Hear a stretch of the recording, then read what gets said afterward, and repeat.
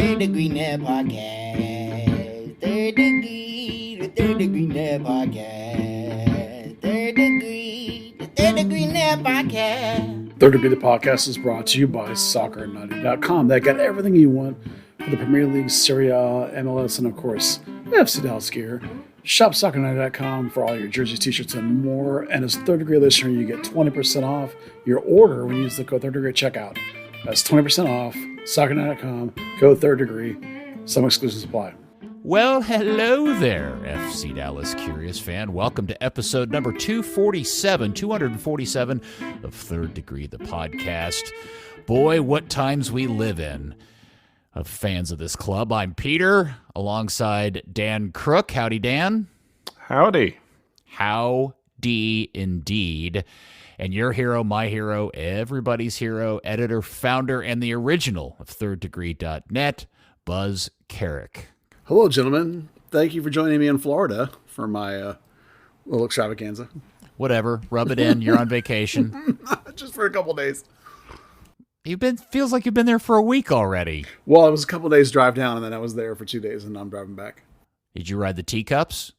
No, I don't do teacups. Those are Vomit City for me. Space Mountain? I spent most of the day in the Star Wars section, nerding out like the geek that I am. I did not build a $250 lightsaber, though. Is it worth does it live up to the hype, the experience of it? The Star Wars section does, yeah. Yeah, it's phenomenal. Right? Okay. Yeah. The attention to detail is incredible. You didn't do the hotel thing, though. No. Just the Star Wars section of their Hollywood park. Mm-hmm. It's basically a quarter of the thing, and the detail is just amazing. They have ships everywhere and built in all the buildings and the cantina. It's just incredible. It's like actually being in a Star Wars movie. That's what it feels like, except for all the nerds walking around. But hey, Danny drank the blue Jar Jar Binks milk.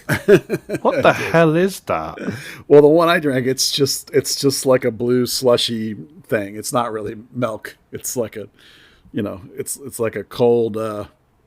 It looks like a medicine daiquiri. It's like a daiquiri. You can get booze in it if you want, but it's just it's like a smoothie. I don't know. I know jack shit about Star Wars stuff. It's awfully boring. But I saw that picture, and all I could think is, oh my god, it's the blue waffle meme come back.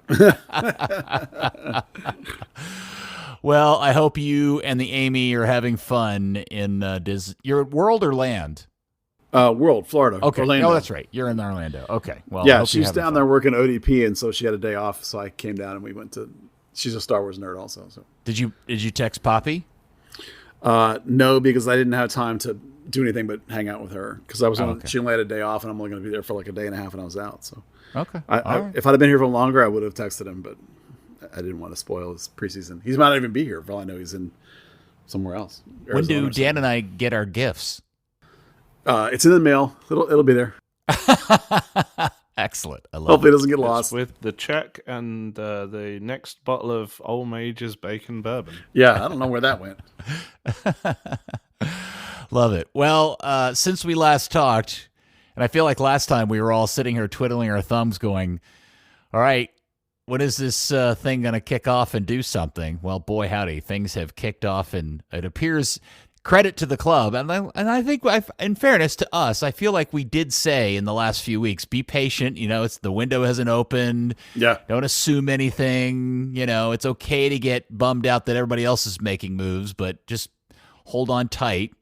And sure enough, things feel like they're moving about a little bit. But I have to say, it was the Bogart mustache tweet last night that just sent my head into a tizzy. That Jesus Ferreira was going to sign a deal to be sold for $13 million to Spartak Moscow. He wanted to go. He was negotiating terms. The club had agreed to sell him, but it was MLS that said no. And I had 100 questions about it, and none of them were, why did MLS block this?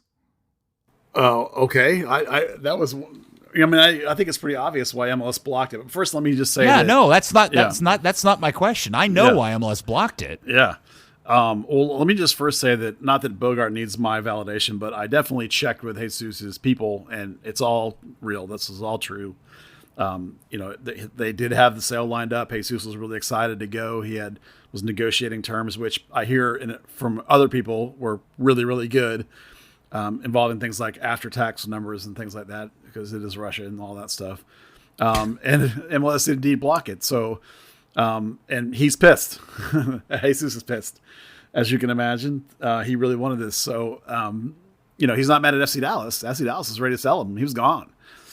It happened over the last 2 weeks, this whole scenario. So, it's if you want to ask the question, was Dallas after a 9 because of this? No, they've been after a 9 for a while. Apparently, this is something that just came up recently, and it fell apart recently. So, it is all legit. Go Dan. You know the meme that's been made out of the scene from Goodfellas, where Ray Liotta's character's just laughing hysterically with his funny mascara-looking eyes. Yeah. I feel like that needs to be made with the caption, and then he said he actually wants to go to Russia. Yeah. I feel like I know everybody last night was freaked out and like wanting to be mad at MLS for blocking this. And I'm not going to say that they are right or wrong to block it. I understand why they did. I'm not saying it's the right or wrong thing, but it seems like duh. You don't do business with Russian clubs. Not right now. And I'm sure, and I know there's a story that their owner has some sort of financial blockage going on here in the United States. That's a whole side story to that. But I think the real question is, at least question number one, there's two questions, and it's like 1A and 1B, which is 1A, what does it mean that Jesus was willing to go to Russia? And B, what does it mean that FC Dallas was willing to sell him to Russia? Well, I've been saying for a while that the sale price wasn't going to be, 12.5 mil. That was the Hunt's price on Jesus. And obviously that's the case. 13 was going to get him out the door. When you have a valuation on a player and somebody meets it, you sell them. That's the way this world works in soccer. Now, why Jesus would want it, I tried to put myself into his shoes. And first, I would say that Jesus is more like his dad, being from Colombia, even though he was raised here. He's from there, and he has that warrior traveler mentality that his dad had, where he's going to hop all over the globe chasing the game. And so I don't think that he would quite look at this like you or I might look at it, who have raised our entire lives here in the United States. I think there's a small difference there. Secondly, we know how much he gets paid, and we also know, for example, like Weston McKennie at Juve reportedly has an offer of 2.5 mil a season on the table. That's not that far out of reach for even SC Dallas. So, we've said before many times, there's only about 5 leagues in the world that can afford to give Jesus a raise if he moves. And a club like this is one, if you're not worried about where the money is coming from or how it's going to get to you, which is a totally different question. There definitely was apparently a good race for him on the table. So the other thing is right now they're banned from UEFA competitions, but you have to think about the fact that they probably won't be forever. One can assume, probably. Things do change. So I'm sure Jesus looks at it like someone might look at any other club on the periphery of the big 5 or 6 that, you're not going to be in the Champions right away, but people might see you, and if you're looking for a club that can afford you, if you're not quite getting those offers from that big 5 or 6, this is one that can. There are not very many that can, that are outside those leagues. So that's what I thought of when I was trying to put myself in his shoes of why he'd be interested in it. That's what I came up with. I didn't get enough information from his people to know if that's exactly right, but I do know he really wanted it. So, the best I can do is try and put myself out there as think of it from your own personal perspective. If somebody offered you a boatload of money to go for Russia for a year or two, would you do it in your profession? And I'm 53, so I probably am not. But if I'm 22, I might be all, hell yeah, I'm going. Let's go, Is Jesus married? No. So he doesn't have kids? No. I mean, as far as I know, he doesn't. But, okay. He doesn't put them on Instagram or anything. It's not like I've been to his house. Okay. Well, no, that's an important part of it. Like if he was married and kids, maybe that changes, and that would make it even. I think my immediate reaction was, well, the only reason why he would want to do this is because it's the only European offer on the table, or not I guess it is European offer on the table. even though it's Russia. But Yeah. there's no UEFA games in there, and to be honest with you, Buzz, I don't think that's happening again anytime soon. Oh, probably not. I'm sure it's not, and we'll get into what's next here in a minute. But like, if you call the FC Dallas and ask about Jesus, they're going to tell you where the base price is, where the negotiations start, and most clubs at that point hang up because most people can't afford him. So my second question goes back to the front office side of this: is after the whole thing with Boa Vista and Reggie Cannon and never getting paid for that, why in the world would they even want to sniff around a deal that would include having to navigate those financial waters? Yeah, I have no idea on that one. I can't help you on the Hunt side as to what they were thinking. So can I be a conspiracy theorist here? Oh, sure, go ahead. That the Hunts said, we don't want to do this deal. MLS, will you please be the one to block it so that we don't have to be the bad guy in this? Well, that'd be sneaky as hell, but I suppose they could have. Oh, I mean, they may have honestly just played ball. I mean, not even asked MLS, but been like, well, okay, they're owned by a Russian corporation that has sanctions against it. They can't use the SWIFT payment system. So MLS owns the contract, right? So MLS gets paid. They don't give us the money. Yeah, we can definitely pass the buck and not even admit it to MLS that they wouldn't want to necessarily go through with it. Yeah. They're always talking about wanting to keep players happy, wanting to be that club that's not standing in the way. So yeah, I mean, well, they have a track record of that. I mean, they've sold people off at their great detriment because the player asked for it. Oh, exactly. Yeah. So then if he wants to go, he like you say, and I don't know if it was like conspiracy to the point of them asking MLS to be the bad guy. I mean, there was no way that transfer would ever go through. There's no way to pay for it. So yeah, it's easy to not even have to go to MLS and say be the bad guy for us. Just know it's not going to happen. So Buzz, what's your kind of like 30,000-foot overview of this particular story? Well, I think it demonstrates things that we've been talking about. That Jesus does have an ambition to take a step up to a next level.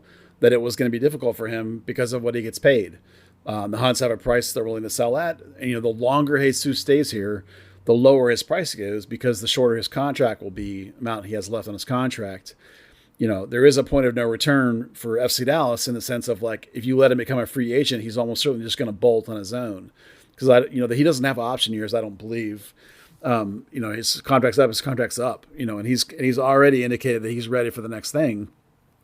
Now, if you're Jesus and you want to look towards your future, it's one thing to say you're mad at the league, you're mad at the team, but you can't fold up tent and not play because there's no other offer out there like this right now. So you need to have another great season to try and bring in some offers for yourself. You can't just complain and walk out.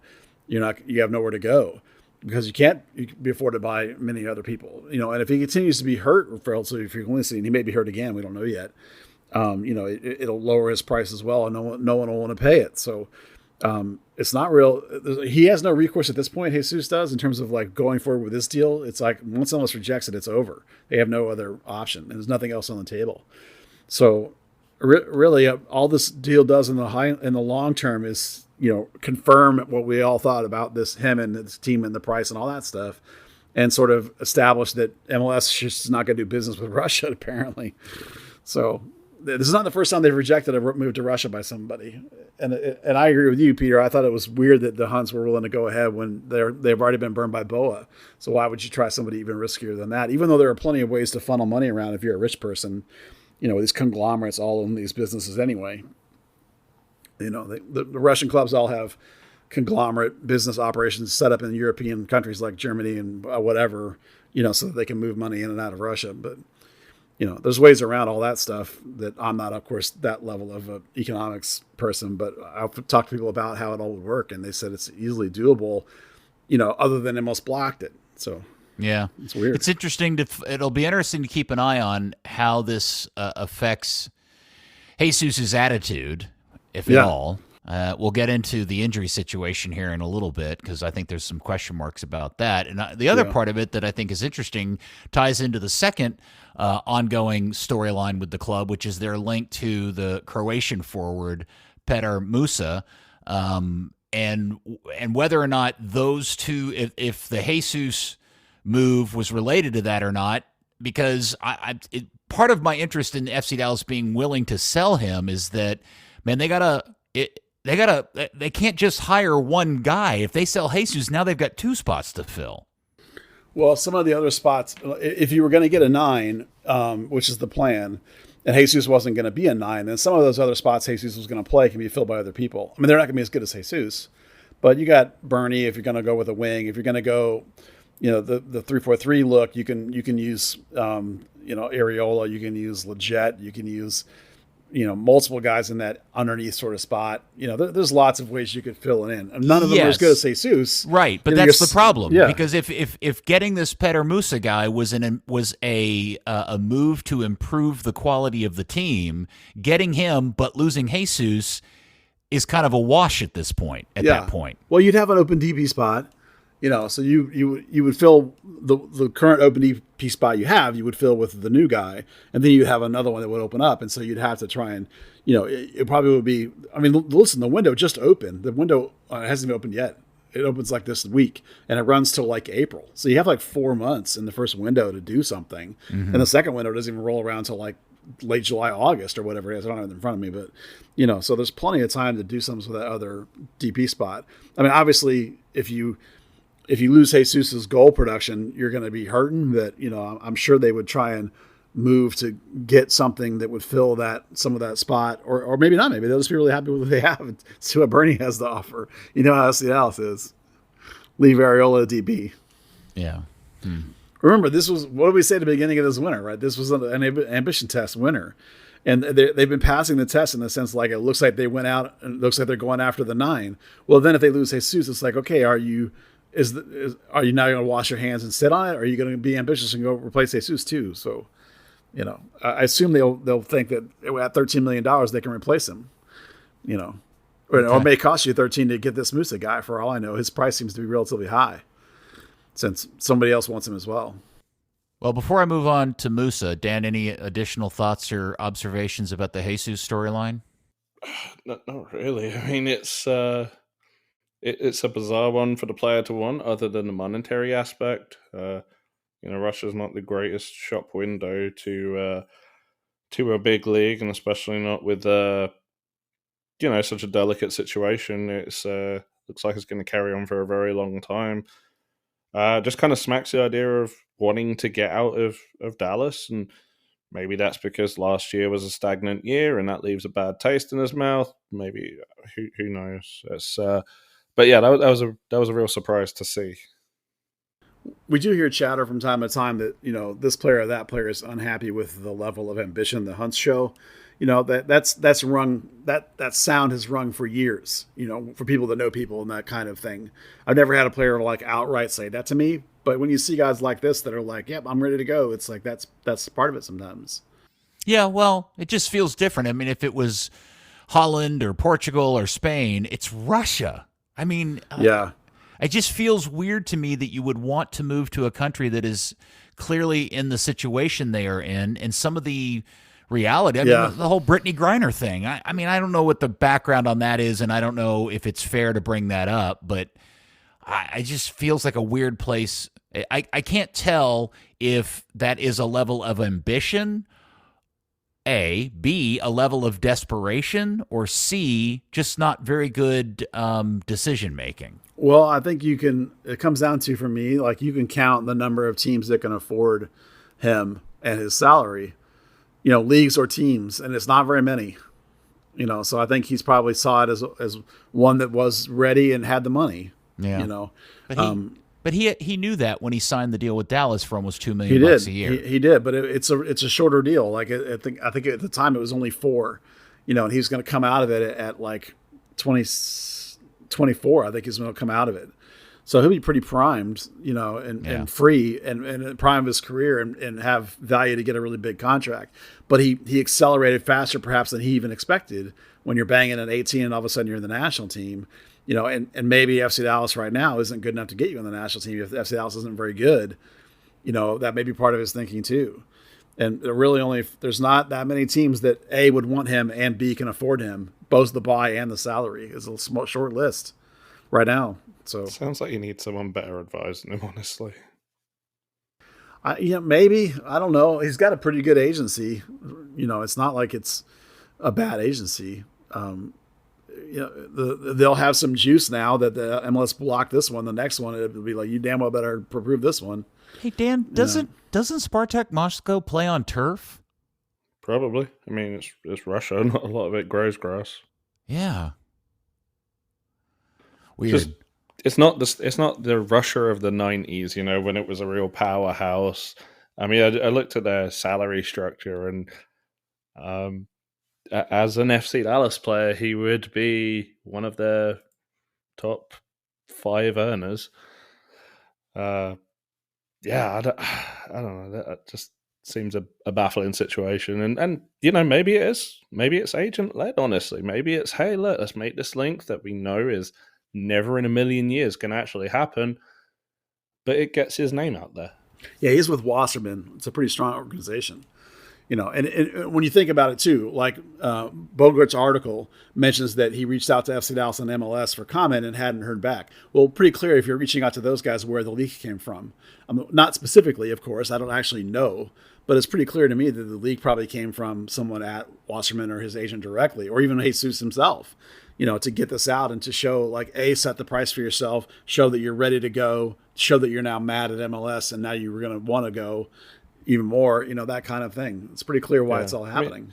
It all follows, Media Day last week. Someone asked that question when he's thinking about moving to Europe, and it was kind of one of those wishy-washy. When the time's right, I want to win some cups. I want to do this. I want to do that. But when the time's right, I'll know.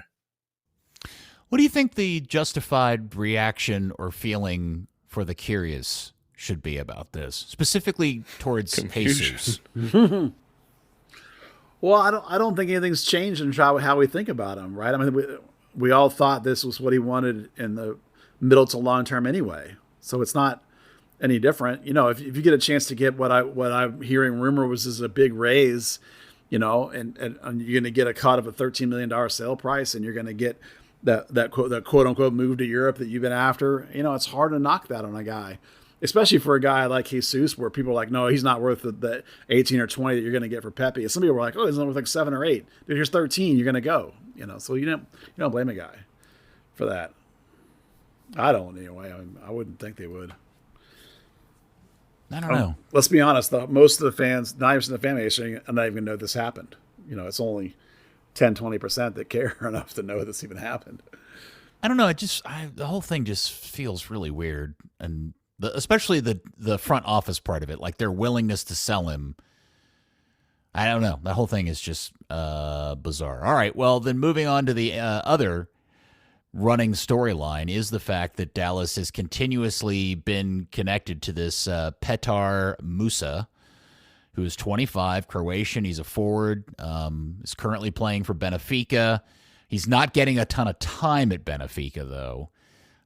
But if you go and look at him on FBref, depending on which particular set of metrics you look at, there's reason to get excited, except for the fact that he's just not played a lot lately since joining Benfica. I can't add anything particular or specific like that I know that FC Dallas is after this guy specifically. But we continue to see, this is about the 7th or 8th different striker we've seen linked to the club. And, it's not just like last week confirmed for me that they are 100% after a 9. And I talked to Nico about, the kind of 9 they want. They want a guy that can play a more post-up style. At the time he was talking to me about Jesus playing off of that player. I don't know whether at that point he already knew about the deal being rejected, because they were all in about Jesus playing these other positions and trying new formations and stuff, like all last week when I was watching training. Not all this week, it was one day. And they were already discussing like how it's going to work when they get a striker and pair him with Jesus. and all these ideas, and for him to be all in on those ideas, and they were working on it actively in training, it makes me think that maybe this thing already had been rejected at that point, or he didn't even know about it, which would be even worse if Nigo didn't know. I sure hope that's not the case. I'm not even going to guess that that's the case. I assume that it had already been rejected and they were moving forward with Jesus being the guy. And that's the thing that's pretty clear too, is that this going after a 9 is independent of whether Jesus would have stayed or not. And that's really important to understand, that they're talking about it trying to play it a slightly different way, not massively different way, just a slightly different way. Well, what's interesting about this particular rumor is the thing that Dan tweeted out before the Miami game at the Cotton Bowl. And Dan, would you share what Dan Hunt said to you? Yeah, he did a little availability with media. It was the Messi circus, right? So you could count the number of people who actually go to FC Dallas games on 2 fingers, 2. Which is a pretty good ratio. In terms of the media. Actually. Yeah. So somebody asked one of those fluff questions about, if Miami hadn't signed Messi, would you have pulled the trigger on it? Yeah, Dan Hunt, it is Dan Hunt kind of waffle. And then he uttered the phrase, he'd previously said something about targets would come after the Miami game because that would be the benchmark for if the team can score goals, and the team needs goal scorers. He then uttered the words that they're potentially trying to bring in the largest dollar amount signing in team history, then cited Alan Velasco as the current mark, which we know to be 7 to 8 million. Yeah, Musa being, valued in the range of 11 to 15 million, that would certainly be, match up with that statement. Mm-hmm. What's interesting to me about that whole situation is that if they're talking about spending that kind of money on a guy, up until now, they've always said money has to come in order to go out. But the Pepe money is almost all completely gone already. They used a whole big chunk of it on Velasco. They used the parts they got internally drone shows. They gave a lot of raises in the organization. They spent a lot of money across the organization and improved a lot of things. Drone shows was just one of them. They bought a lot of raisins. Yeah, and Areola's record GAM transfer and bringing in Leggett. And so this is money they're talking about. And everything I understand about both of these deals is that these things were independent. That they weren't using Jesus money to get this 9. They're after a 9. The Jesus was like a side thing. So they were looking to actually spend money of their own amount, their own pockets, of a pretty high number. That's new. That's before that was Danielson or that was Hara. They waited until they were like $1 million or they were free. Like to go out and spend 13 million, that's new territory for the Hunts, and that's kind of exciting. Especially since if they still do it and they didn't sell Jesus, then that's really exciting because it means they just wrote a check. And that's new. Without question. And when I heard this, I didn't believe it when I first read it. I was like, there's no way they're about to spend this amount of money unless they sell somebody first. And I would assume the only player on the roster that's going to generate that level of income is Jesus, unless maybe they felt like they could sell Velasco for what they paid for him and, that kind of deal. So, yeah, I'm 100% in agreement. It would be shocking if they got this guy and did not sell Jesus to help fund it.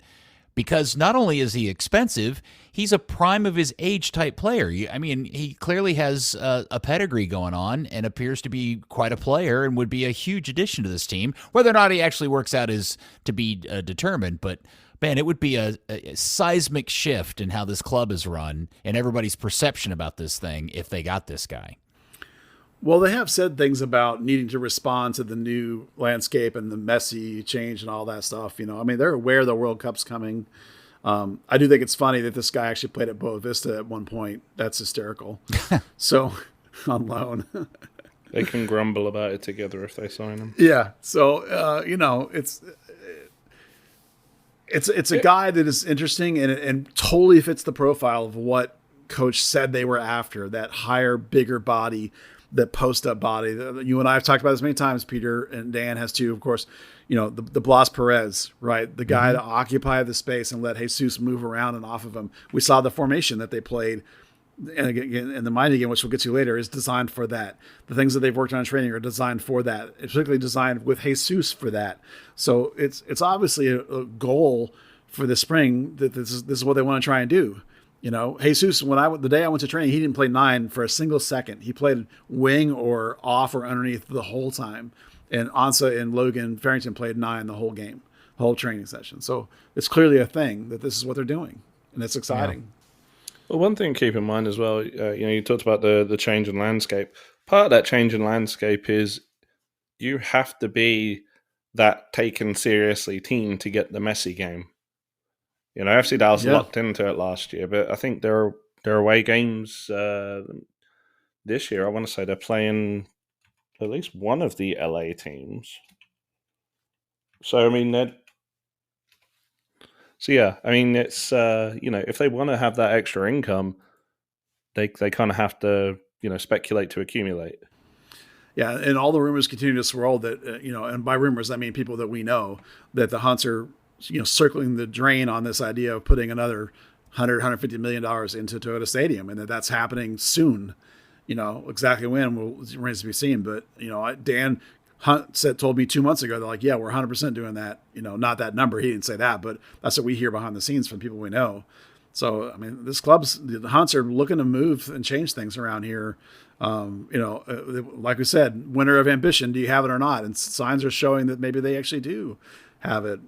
Well, it's interesting because obviously Musa is a player that's a bit in demand. There's lots of other associated rumors about him going to other, European clubs looking for his services. So, it's that idea of, does a guy that's playing in Europe want to stay in Europe? Does he want to come to the United States? He is only 25. How does that relate to his ability to get into his national team, et cetera, et cetera? So, look, but we also have an entire planet of soccer players to go out and spend $13 million on. He's not like the only one out there. No, and that's what's important to understand is like there's been 7 or 8 strikers linked. The important thing is the number stratosphere in which we're talking about. We're talking about players that have been linked anywhere between like 7, 10, $13 million. They're in the upper stratosphere of like Alan Velasco money or more kind of level. They've been younger for the most part. The ones that had been 30, Dallas, as I told you last week, passed on. The Orgiri guy, or how you say his name, for example. So like they're targeting guys. Yeah. And we've always, as we always say, if you hear about one guy, there was 10 more that got talked about, discussed, you didn't hear about. And of the 10 links you hear, only one of them or 2 of them are actually real, and only one of them might come to fruition. So again, don't fixate on this one guy, as you say, Peter. Just fixate on the idea that they are showing signs of life in a way that is important. Yeah, for sure. Okay, well, there have been signings, and the one that we've already talked about and don't really need to spend any time on is the Corsa signing. He's redone, and I guess that makes him center back number 4 on the team. By the way, I got my hand slapped. It's Corcha. I've been saying it wrong. All right, Corcha. All right. It has a little dooley thing hanging off of it. Yeah. Okay, well, good. We C does. Duly noted. Yeah. The other one was the surprise one today, although I don't think anybody knew who the player was. We just knew there was this type of player coming, and it's the most confusing first name ever, Patrickson Delgado, and he appears to be a young loan signing out of Ecuador. What do you know, Buzz? Well, he's a 6 from Ecuador. So, he's not, coming off a World Cup like at the age of 20 like Grezzo was, but he did come just off of a loan to Ajax. He didn't succeed at Ajax, but obviously Ajax is a great scouting group, so the fact they were at least interested makes me interested. What I find particularly interesting is, and I can't tell you a whole bunch about this kid's game, but he has been in the Ecuador national team system and played games. I don't know if he has senior caps or youth caps or whatever, but he is a young project, kind of 6, and has played for Ajax, moved him around, tried him in different spots or whatever. But it's funny that if we go back to the article I wrote at the beginning of the winter of like, okay, how is this team actually going to get better? And what we talked about was a 9, or what I talked about was a 9. I talked about a center back. They went out and got Omar Gonzalez, not the center back I meant, but whatever, they did it. And then I talked about the idea of bringing in a 6. Now, they didn't bring in a high-profile starter 6, but they definitely brought in a guy who can compete and might be a depth piece. And the idea there is that you were using Asir Iyarmindi as a 6. He's not a pure 6. You also would like to use him as an 8 some, and you have Liam Frazier for that, but you probably needed another pure 6 perhaps. And that's what this guy looks to be. Now, of course, Nolan Norris is still in the mix at this position, but he's, much younger and much rawer and really isn't ready to help you a lot at the MLS level, short of an emergency. So this is the kind of player that the coach talked about all winter, and Zanata did too, this idea of making the bottom part of the roster be healthier to actually help you in games and get some of the way to the season. We'll see if he's any good, of course. There's an option to buy, which is nice. You like hearing that up front. So, fits perfectly into the idea of what this team needed to do to get better. We'll just have to find out if he's any good or not. But we've never heard of him before. You've not seen any tape on him or anything like that. We have no idea what we're really getting. I'm sure we could look on YouTube. I just got into a hotel from driving all day, so I haven't got a chance to look yet. But I imagine we'll find some tape on YouTube. But none of that matters compared to when you see him. When you see him is what matters in person, because people look different. Logan Ferreira is a good example. I did not like him at all on tape, and I liked him a lot more in person. So, we'll see what he looks like. Because sometimes tape's hard to tell. Who they're going against, and it's all cut just to be the highlights. You don't see the lowlights. You don't see the decision making sometimes. So we'll reserve judgment, but he's not. I wouldn't think you'd walk in and start, because that's what Yara Mindy's going to be doing. And even Frazier is more likely to start than this guy right out of the gate, obviously, because this kid's 20 years old. But it's the kind of South American prospect this club has done well with. Some, not every time, but it falls right in line with, it's not quite a U22 initiative signing, but I really like this signing on paper. Is the fact that it's a loan deal instead of just outright buying him, does that signal anything to you in particular? Just that it's cheaper and it's easier to dump him if it's not good. You're not stuck with him. If you buy him, then you look at they are with Mulata right now, because they did buy him. So and now they don't want him. Well, what can you do with him? You got to try and figure something out. Whereas this gives you more options to pull the trigger. And without knowing what his buy price is, it could be that the buy price has got a trigger in it, like you sometimes happens. Paz had a trigger based on starts in his buy, if you remember. So we'll see whether the option is a trigger or an automatic, and or what the price is, or if it's even any good, or maybe this is just an emergency filler and the buy is fake. Sometimes they'll put a buy that's so ridiculous that no one's ever going to buy him, and you're really just borrowing a player for a year to rent a player. So only time will tell on that kind of stuff when we see his salary, and when we find out eventually, maybe we might not never do what the buy is. Okay. We'll look forward to seeing what the kid's got in his bag. Yep. Hopefully we get to do that soon. All right. Well, believe it or not, somehow, some way, the game against Messi at the Cotton Bowl has been relegated to being the fourth topic we talk about on today's podcast, which just tells you how much nutty stuff has happened since the game on Monday. I intended to go. I had a ticket. Stuff got in the way, and by the time I was available to leave the house, it was almost 5 o'clock, and I thought, you know what? It's just going to be an absolute cluster F down there. I think I'm going to skip. But the good Dan Crooke did not. He was there in attendance, repping Third Degree for you, the curious. Dan, what are your overall observations of the late afternoon, early evening? God, I hate that stadium. Come on, man. It's the best. So funny. It's the best stadium. Okay, so it's an outdated stadium. I mean, the upgrades that they're eventually going to do are badly needed. But the organization of it, being that whole Argentine third party, whatever. Well, that's not the stadium's fault.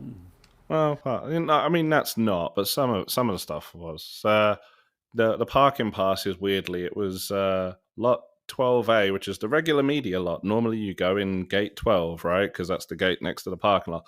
No, it was gate 2, which was the general sale gate for everybody. So it took about half an hour just to get from the start of the parking to the actual point where the guy was like, I don't know why they put you in this line, go this way. So yeah, that was fun. I guess the stadium, when they pass on the details to FC Dallas to distribute, they never actually set a media entrance, so the security staff didn't even know. So it was kind of a nightmare that way. There were team employees that were trying to figure out where to go because the stadium staff didn't even know.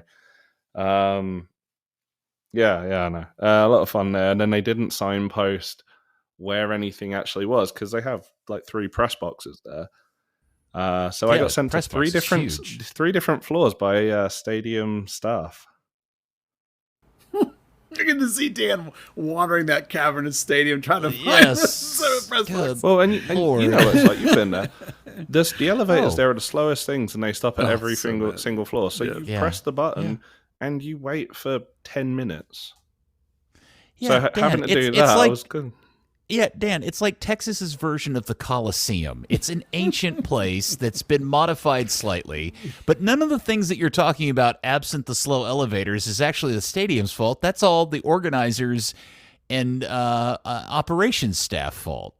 Come on, man. Well, the stadium staff should probably know. I mean, when it's the Gold Cup, they have signs up everywhere, right? You go here, you go here, you're allowed here, you're not allowed there. It was, that part of that is the stadium. It was just, just nightmare. But onto the game itself, and weirdly, press box food was Fletcher's corn dogs, just one. Nice. But, that was an interesting one. Lucky bastard. Suck. Yeah. No, that was the highlight, honestly. The game itself, really foggy, horrible, shitty day. 30,000 people in the stadium, potentially. As far as the game itself, it was a typical preseason game. A flurry of chances early on, including the goal 2 minutes and 28 seconds in. Really, really nice bit of play that you'd hope to see in the middle of the season. Mendy makes a nice interception, one times it to Liam Fraser.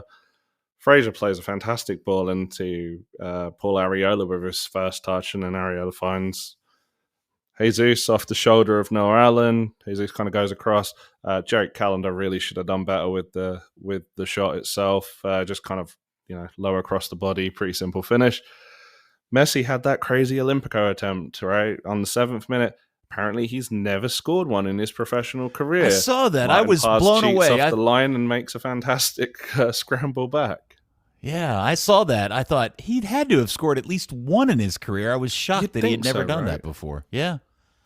Yeah. No, that was crazy. So that was obviously some of the the mainstream media mark of it. Who Watch mascot got to hold his hand and. Oh, we've heard of this thing. It's called an Olympico. We think it's to do with the Olympic Games. We're not entirely sure. There may have been a gold medal involved. There may have been a Soviet swimmer taking steroids. Who knows? Who knows? Although that Soviet swimmer may have also tried to sign Jesus Ferreira immediately after the game. In terms of the game, flurry of chances early on, really lulled, and then once a lot of subs happened, picked up a little bit towards the end. Really nice thing about it was they played that modified 3-4-3, pinched in the wingers as kind of inside under forwards. Jesus Ferreira playing at the right wing. That was lovely. That plays just to his strengths because how many times have we seen he's dropped back, he's ran out wide, he's trying to play a ball into someone, and that someone is not him because that's where he should be. Eugene Ansah started up as the 9. He seemed a little bit off. He was making kind of off decisions in terms of the direction, the runs he was choosing, the passes he was picking out. But really nice interplay between Areola and Ferreira. Second half, you had Logan Farrington up front. He kind of got the assignment. It was really nice to see the front 3 kind of switching around. It was giving the Miami defense some headaches. Obviously, defense is not the strong part of their game, Jordi Alba aside, but certainly giving them fits all evening. The nice, really big surprise was Diego Garcia. It's Diego, right? Isn't it? Yeah. Okay, good. That would have been really embarrassing. Absolutely phenomenal. He was just so tenacious. I think Farrington had himself a really strong game, physical, fast, just really kind of stood up well to defenders. Other than that, just really a pretty standard preseason game. The media availability, very strange. It actually finished before the elevator got from the press box down, and I was able to walk around the stadium. So I didn't catch any of the comments, but they were probably fluff anyway. So, fun experience all around. Sounds like you had a splendid time at the Old Girl. Good for you. I have not watched the entire game. I've seen the highlights and stuff, and my big takeaway really from the evening when it was actually happening that night was watching how the local media just completely fumbles over itself trying to do anything related to Messi. All three local affiliates ran coverage of the game early in their broadcast that night, like not even in the sports segment. I'm sorry? So before it had finished?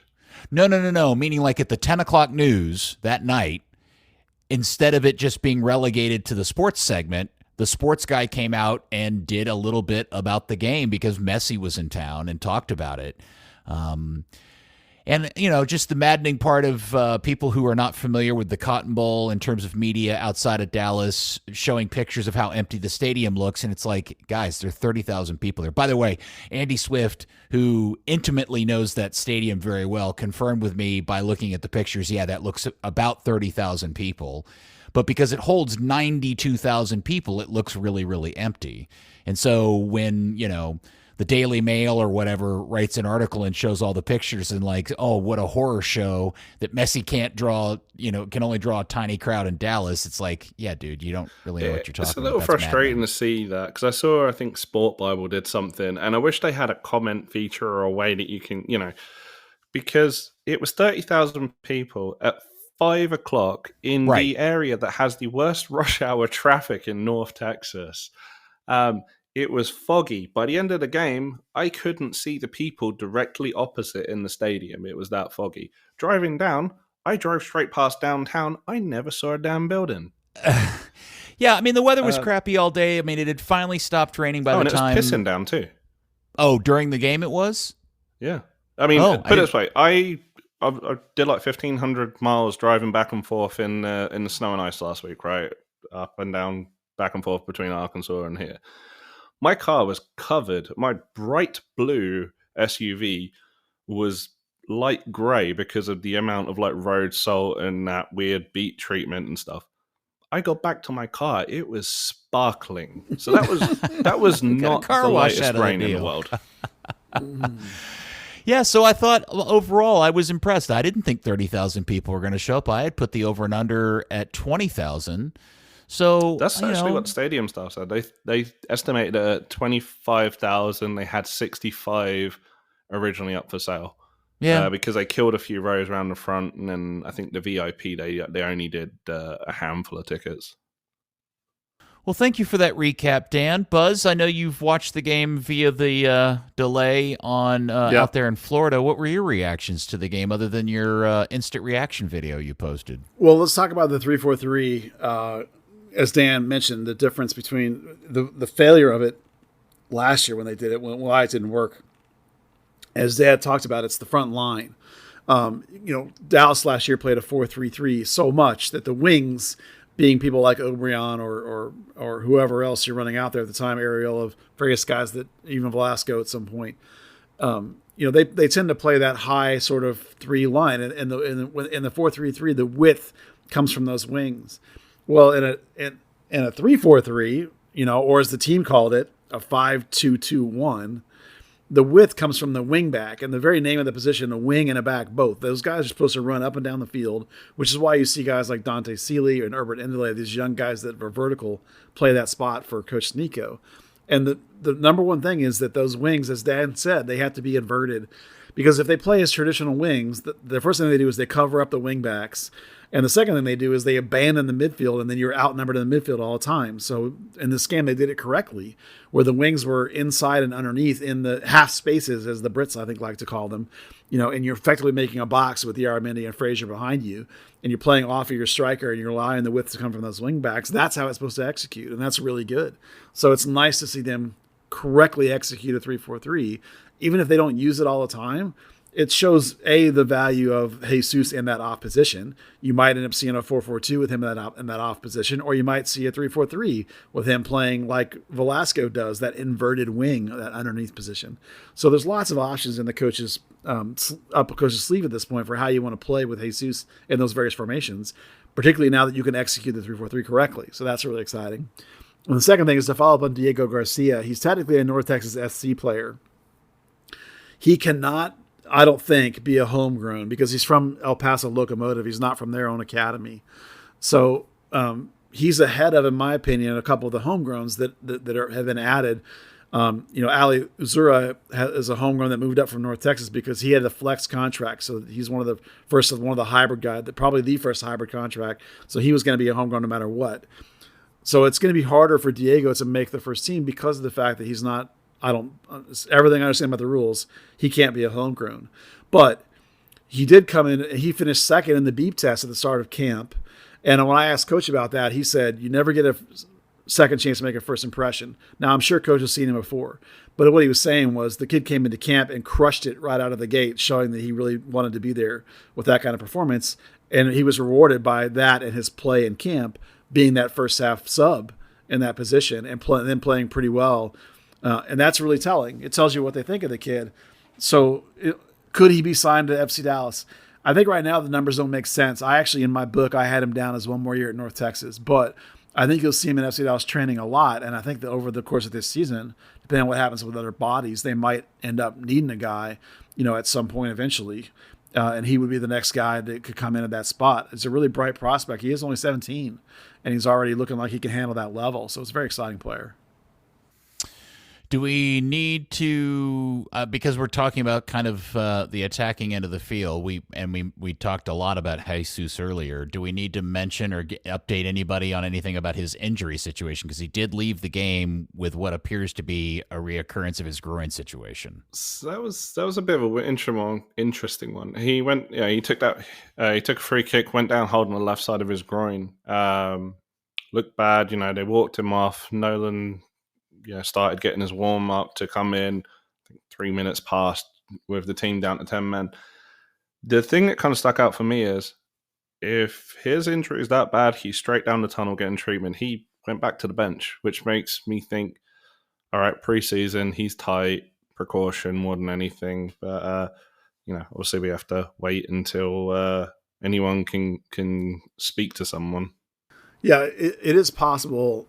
He did not have surgery. It is possible, though, he could have popped some scar tissue.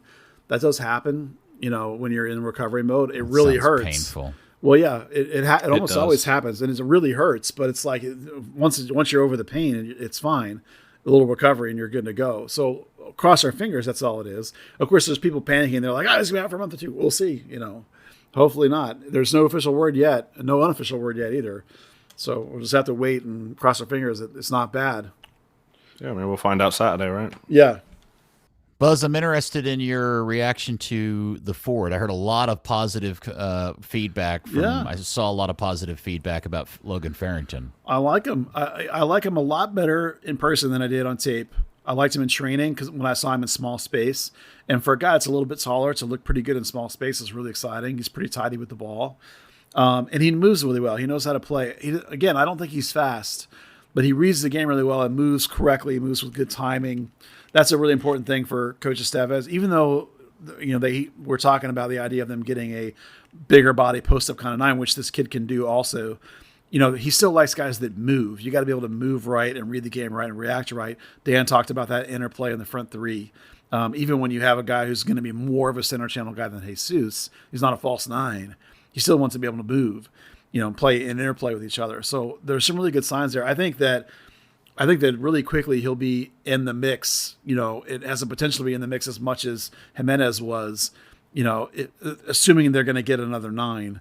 If it's him and Ansa going head to head, I don't necessarily think there's a chance that he might not beat out Ansa the way Ansa played. If they're bringing in a DP, obviously that changes things.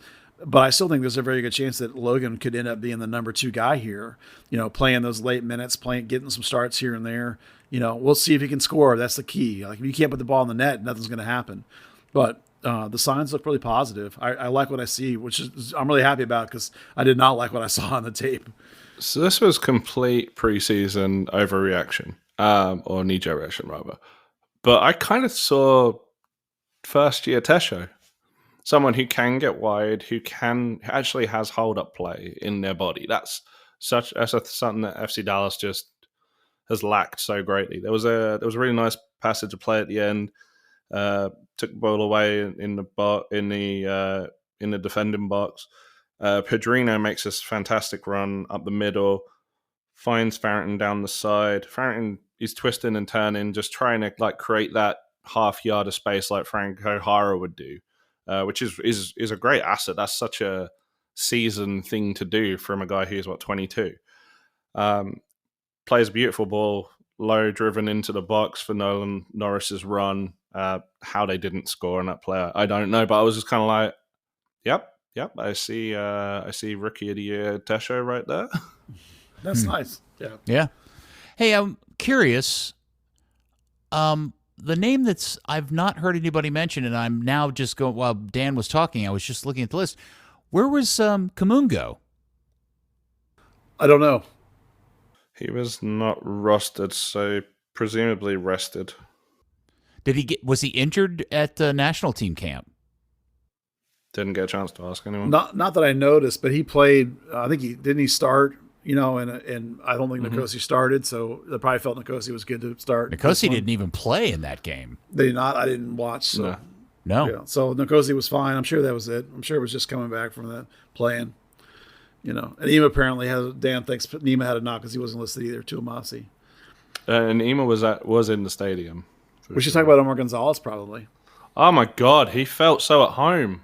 I know. Apparently, I understand he's from here. He is. No. Skyline.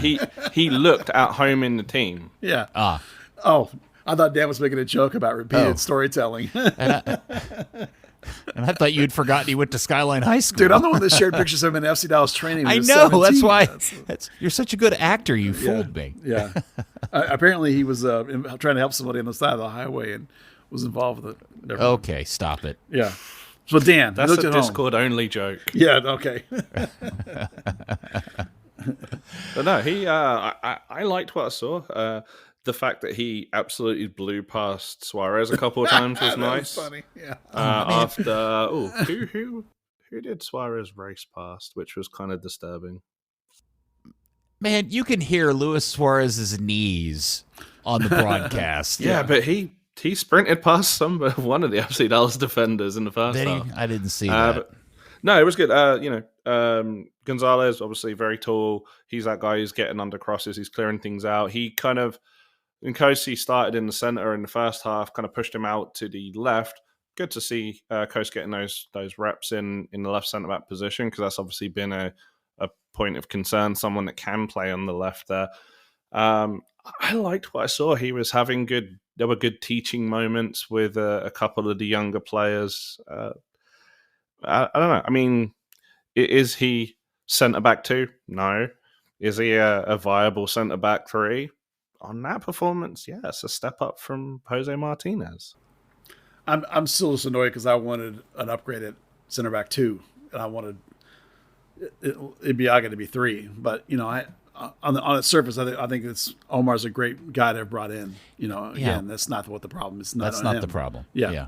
The problem is the problem is if Tafari gets hurt, you're stuck with 2 guys at a collective age of almost 70 as your starting center backs. That's the problem. Or Nolan. At least one of them's quick. Yeah. Fair. I don't even think Sebastian is all that fast. He's fast enough. He is. Okay. All right. Yeah. Okay, well, good stuff. I thought it was a good time. I thought it was great that the club got some exposure. I felt bad. Well, let me say this. The story I was telling the other day to somebody is one, I'm not going to say who, and I'm not going to say what channel, but one of the local affiliates was doing the highlights of the game during the sports segment, and the lead sports anchor was showing the highlights, and he showed the highlight of the Messi shot and the pause save. I know exactly what you're about to say. Now, the pause save is world class, and it is absolutely the lead of that particular highlight. But this particular sportscaster's comment to that was, and Messi misses the shot. And then they cut to the next thing. And he didn't even say the keeper made a great save, much less know what Martin Paus's name is. And that just reinforced to me how broken the relationship between this club and the local media is. That when they get Messi to town, they barely can bring themselves to talk about Dallas or know the players' names. All they can do is talk about Messi. And I get that part of it, but that really bothered me a lot in watching the coverage on Monday night. It was funny. I can't remember who it was now, but someone put a link into Discord, and it was a recap that was talking about, Messi didn't score. People came to see Messi. The other number 10 scored. Someone who had the name Ferreira on his bags. Like, you mean the Gold Cup's top scorer, the guy who scored a shit ton of goals for the U.S. national team, the guy who, Channel 5 did a package, and they ended up interviewing some guy who claims to be part of El Matador, but then on television said, well, we're actually all Messi fans first, or something to that effect, and that was totally bogus. The guys on my own radio station, the main Monday through Friday guys, when they brought up the game and talked about it, they're all, it's really frustrating to see this club's inability to connect with local media, and I don't get why it is so. Well, I do know why, but it's just frustrating that it's so broken. Well, that's why, Peter, I've been doing what I do for 27 years. I know. Thank God for Buzzard. I didn't mean it that way, but yeah, this is the frustration I've always saw and always have struggled with. So it's like, if no one's else going to do it, we might as well do it ourselves. Yeah. It just feels like it's always getting worse. When I first moved here, there were weekly appearances with George John and Stephen Keel and whoever else, and on a couple of channels, and there was actual, you could see the odd highlight on the news in the sports section. Now it's, outside of the kick around, does the team even exist? We don't even talk about the team very much anymore, but okay. Anyway, there you go. Well, at least it's a 1-0 win for the good guys and starts off the preseason in a good way, and they can say they beat Messi. And Martin Paz has a fantastic save for his highlight. By the way, let me just also say about Paz, the longer he is here, the more I fall in love with that dude, because he genuinely seems to care and have an interest in Dallas and our sports culture and our other teams. And he just continues to do things that really make me like the guy more. Not that I ever didn't like him, but he's really quickly climbing the charts of my all-time favorite Dallas players. Are you guys picking up on that too? Yeah. No, he's a great guy. Yeah, he's a fantastic keeper. My own worry at this point is he's going to leave. Yeah, I'm with you. Yeah, I hope not. I hope they can keep him for a while because he's really good. I mean, not that they don't have good guys coming through the system, because they do in Antonio, but Antonio's not Paz, not yet. All right, let's wrap this up because I know Buzz has a deadline, a hard stop here in just a few minutes. Yeah. Other news, guys playing with the U20s, Buzz? Yeah, Tarek Scott, who we all know from his FC Dallas homegrownness, and Malachi Molina, who's in North Texas, signing at 16 years old. He's a right back, converted winger. He's in the same mold as Brian Reynolds. I don't know if he's Brian Reynolds, but he's an exciting young player. I've been on for about 3 years now. Those two guys got called in the Jamaica U20s. Molina was in their U17 team. He was started every single game for them last year. So he's, up 2 age groups basically now and called into the 20 camp. And Scott, of course, was hurt last year. So this is his first.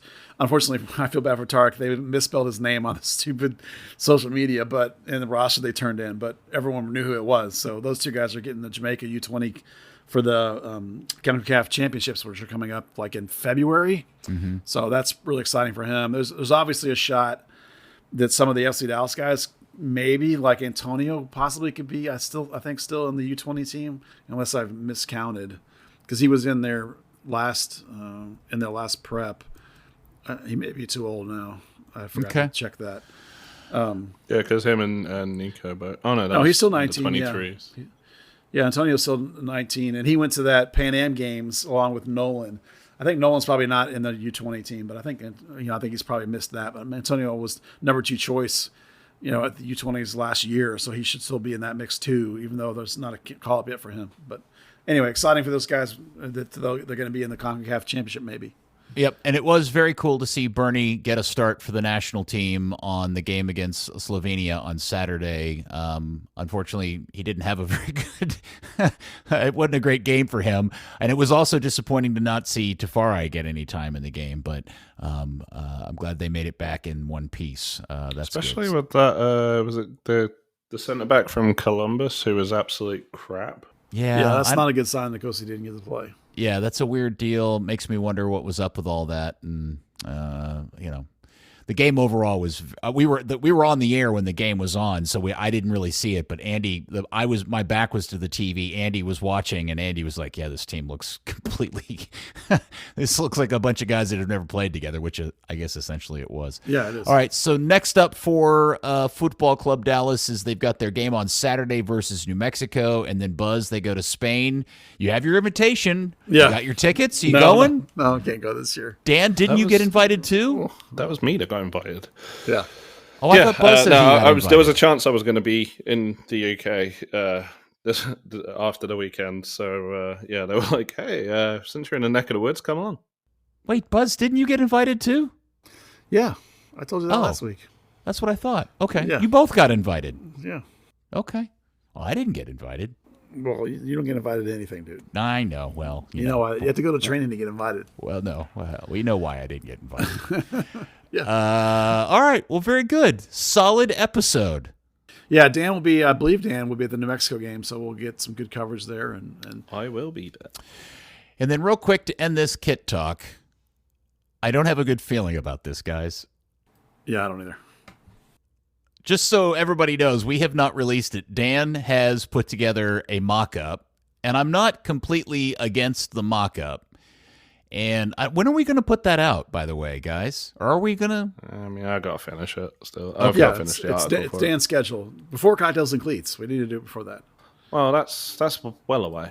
Yeah. And just to prep everybody, I have shown the mock-up to people who either have seen the actual jersey or know people who have seen the jersey and showed it to them. And there is a common thread of, yeah, that's actually better than the real thing. Oh, jeez. I mean, the bits of the kit I have seen, just it looks like it's been thrown together.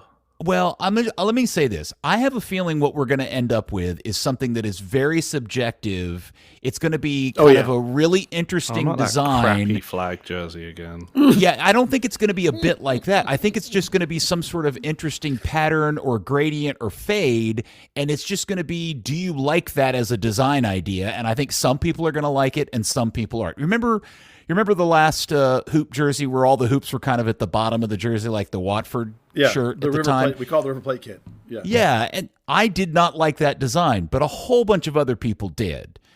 So maybe that's what this is going to be, but I'm just forewarning everybody, early indicators is that there's something really, there's something, yeah, well, you know what I'm saying. My expectations are so low that I'm hoping I might actually like it because my expectations are like rock bottom at this point. Yeah. Crossing my fingers it'd actually be better than that, but I'm not optimistic.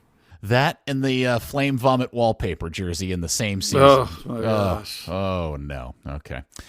Well, Dan, thank you for all your excellent coverage. Thanks for going to the game and giving everybody the overview of the Miami victory. Yeah. Anytime. I'll torture myself at the Cotton Bowl all day. And get paid in corn dogs. Lucky dog. A corn dog. Okay, acorn dog. It's better than nothing. Third Degree, the podcast, has been brought to you by Soccer90.com. They got everything you can want. Premier League, Serie A, La Liga, MLS, all the European stuff, national teams, the sweet FC Dallas gear. Hopefully soon, the new FC Dallas jersey. Soccer90.com. As a Third Degree listener, you get 20% off when you use the code Third Degree at checkout. 20% off. Soccer90.com. Code Third Degree. Some exclusions do apply. All right, Buzz, have fun at Disney World. Say hello to Minnie for me. I'm ready to win. I'm on my way back. Oh, okay. I'll be back in Dallas tomorrow night. All right. Well, drive safe, my friend. Well, say hi to Bucky then. Yeah. Yes. No, I don't do the Buckies. Okay. And thank you, FC Dallas Curious. We will talk to you next week on another episode of Third Degree, the podcast. Ferreira, salute you. Third Degree, the Third Degree Net Podcast. Third Degree, the Third Degree Net Podcast. Third Degree, the Third Degree Net Podcast. Third Degree, the Third Degree Net Podcast.